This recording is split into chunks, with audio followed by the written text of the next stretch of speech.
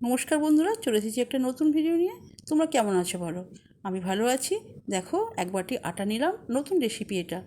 আর নিলাম সুজি, হাফ বাটি সুজি। আর দেখো, সুজি হাফ মানে এটা আজকে একটা আমি টিফিন বানাবো, সুন্দর একটা টিফিন বানাবো দেখো। আর এরপর নেব মানে হাফ বাটি নিলাম বেসন, সুজি, আটা আর বেসন।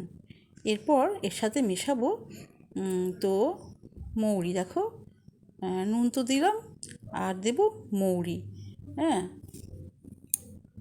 এই যে 1 চামচের একটু কম মৌরি দিলাম, দিয়ে ভালো করে এটাকে মিশিয়ে নিতে হবে। আটা, সুজি আর বেসন, মৌরি, নুন, এই উপকরণগুলো নিয়ে ভালো করে মিশিয়ে নিয়ে ঈষৎ উষ্ণ গরম জল দিয়ে এটাকে একটা ব্যাটার বানিয়ে নিতে হবে। দেখো, ঈষৎ উষ্ণ জল দিয়েছি, জলটা আগে থেকে গরম করা ছিল, সেজন্য এই জলটা দিয়ে আমি একটা সুন্দর একটা ব্যাটার বানিয়ে নেব। তোমরা দেখতে থাকো বন্ধুরা, ভীষণ একটা ভালো রেসিপি। তো এটা টিফিনের জন্য রোজ রোজ রুটি মুড়ি তো ভালো লাগে না, হ্যাঁ, পাউরুটি, সেই জন্য একটু ধোসা বানালাম। সহজ উপায়ে ধোসা, ভীষণ ভালো, ভীষণ উপাদেয় খাদ্য এইভাবে ধোসা বানালে। হ্যাঁ, প্রোটিন আছে, প্রচুর প্রোটিন আছে এই ধোসায়। তো যাই হোক, একটু ঢাকা দিয়ে রাখলাম 30 মিনিটের মতো। এরপর আমি নারকেলটা কুড়িয়ে নিয়েছি। দেখো, নারকেল মেশালে না ভীষণ মিষ্টি লাগে, খুব খেতে ভালো লাগে। তাই একটু আমি নারকেল দেবো, ছোটো একটা মালা নারকেল, একটা পুরোটাই দেবো, কিন্তু নারকেলটা খুবই ছোট, সেই জন্য সবটাই যতটুকু হবে ততটুকুই আমি কুড়ে নিচ্ছি। কুড়ে নিয়ে দেখো, কুড়ে আর বেটে নিয়েছি, একটা মিহি করে নিয়েছি বেটে। তো এর সাথে আমি মিশিয়ে দিচ্ছি, এই ব্যাটারটার সাথে আমি মিশিয়ে দিলাম। খেতে কিন্তু খুব টেস্টি হবে বন্ধুরা, এটা হাই প্রোটিন আছে, আর এটা খেতে কিন্তু খুব সুস্বাদু হবে। তো এটা আমি ভালো করে মিশিয়ে নিলাম। আর এরপর আমি ঢাকা দিয়ে রেখে দেবো 10-15 মিনিট। তারপর আমি এই আলুগুলো এবার খোসা ছাড়িয়ে নিচ্ছি। দেখো, সিদ্ধ করা আলু, খোসা সমেত আলুটা আমি সিদ্ধ করে নিয়েছি। এই খোসা সমেত আলু সিদ্ধ করলে আলু ভীষণ টেস্টি হয় বন্ধুরা, তোমরা একবার ট্রাই করে দেখো। মানে আলু খোসা সমেত যদি সিদ্ধ করে, তার স্বাদটাই আলাদা। যাই হোক, আমি আলুটা খোসা সমেতই সিদ্ধ করে নিয়েছি, আর খোসা আমি ছাড়িয়ে ফেলছি। দেখো, খোসাটা বের করে দিচ্ছি আলু থেকে, করে দিয়ে ম্যাশারের সাহায্যে ম্যাশ করে নিচ্ছি আলুটা। এটা হচ্ছে একটা মশলা বানাবো, মানে আলুর মশলা বানিয়ে এর ধোসাতে পুর দেওয়া হবে। দেখতে থাকো বন্ধুরা, ভীষণ টেস্টি। হ্যাঁ, এইবার আমি কড়া বসিয়েছি, সাদা তেল দিয়েছি, আর দিলাম কাঁচা লঙ্কা আর জিরে, আদা। এটা দিয়ে একটু কষে নেব। কষে নিয়ে এর মধ্যে আর একটা জিনিস আমি মেশাবো, সেটা ভীষণ সুস্বাদু, একদম রান্নাঘরটা না ম করে গন্ধে।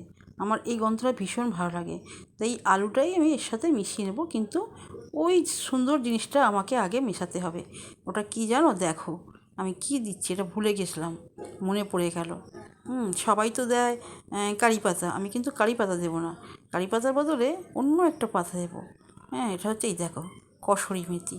ভীষণ গন্ধ ভালো, এত টেস্টি গন্ধটা না, ভালো সুন্দর গন্ধটা না, আর ভীষণ টেস্টিও হয়। সেই জন্য এই কসুরি মেথি আর জিরে, কাঁচা লঙ্কা দিয়ে আলুটা, ম্যাশ করা আলুটা আমি মিশিয়ে দিলাম। হেভি হবে এই পুরটা। আর গন্ধটা দেখো না, রান্নাঘরের গন্ধটা কী সুন্দর লাগছে। হ্যাঁ, ভীষণ ভালো লাগে তাই এই কসুরি মেথি আমার। যাই হোক, কারি পাতারও ভালো লাগে, কিন্তু কারি পাতা এখন হাতের কাছে নেই। কসুরি মেথি আছে, আমি কসুরি মেথি দেবো। কসুরি মেথি দিয়েই আমি মানে আলু ধোসা বানাবো। আর এটা দিলাম মরিচ বাটা, মরিচ গুঁড়োটা তো গোটা মরিচ, এটা শিলে বাটতে গিয়ে আর কি একটু জল ছিল, সেই জন্য একটু বাটা হয়ে গেছে। যাই হোক, এই সমস্ত মশলা দিয়ে নাড়াচাড়া করে নিলাম, ভালো করে রেখে দিলাম। আর একটু নুন দিয়ে দিলাম, স্বাদ মতো তো নুন দিতে হবে, নুন না দিলে তো কোনো জিনিসই টেস্টি হয় না, স্বাদটা আসে না। তাই পরিমাণ মতো আমি নুন দিয়ে দিলাম। আমি আর কিছু দেবো না, হলুদ দেবো না, সাদাই রেখে দেবো, সাদা সাদা দেখতে আমার ভালো লাগে। যাই হোক, এইবার আমি ভালো করে নাড়াচাড়া হয়ে গেছে, মোটামুটি হয়ে গেছে সুন্দর। দেখো, কড়াতে খুব একটা লাগেনি।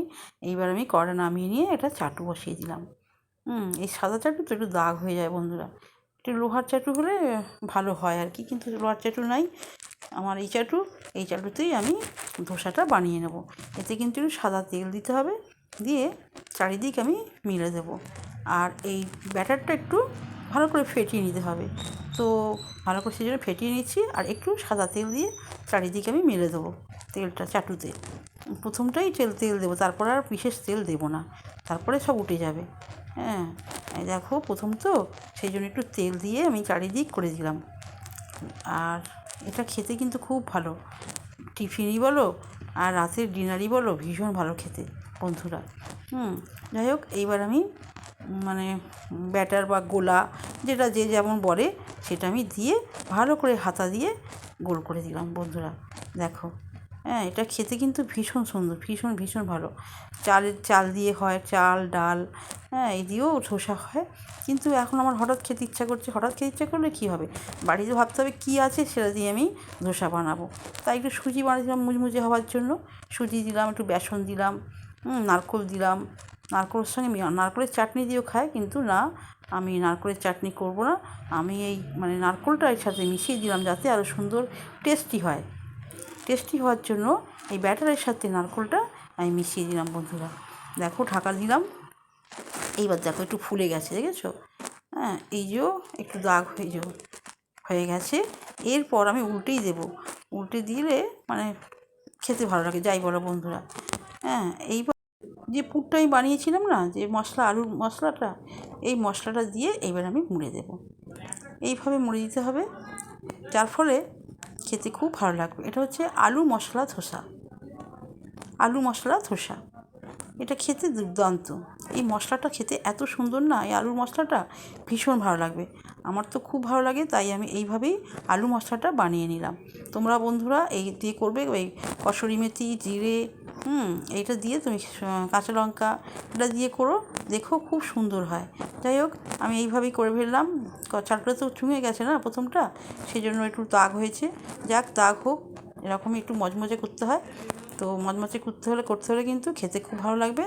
তাই এইভাবেই আমি করে আর মুড়ে ফেলতে হবে এইভাবে আলুর মশলা দিয়ে। এটা হচ্ছে আলু মশলা ধোসা, খুব সুন্দর হয়েছে, খুব ভালো, মানে আমার তো খুব ভালো লাগছে বন্ধুরা। কেমন হয়েছে তোমরা বলো। আর খেতে কিন্তু খুব দুর্দান্ত, কারণ এই মশলাটা ভীষণ ভালো খেতে। এই যে আমি চাটনি দিয়ে সার্ভ করব, অন্য কিছু আর করার সময় পাইনি। চাটনি দিয়ে খেও বা সস দিয়ে খেও, সত্যি খুব ভালো লাগবে খেতে। এই দেখো, এবার নিয়ে বসে পড়েছি।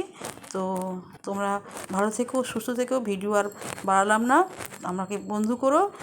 টাটা।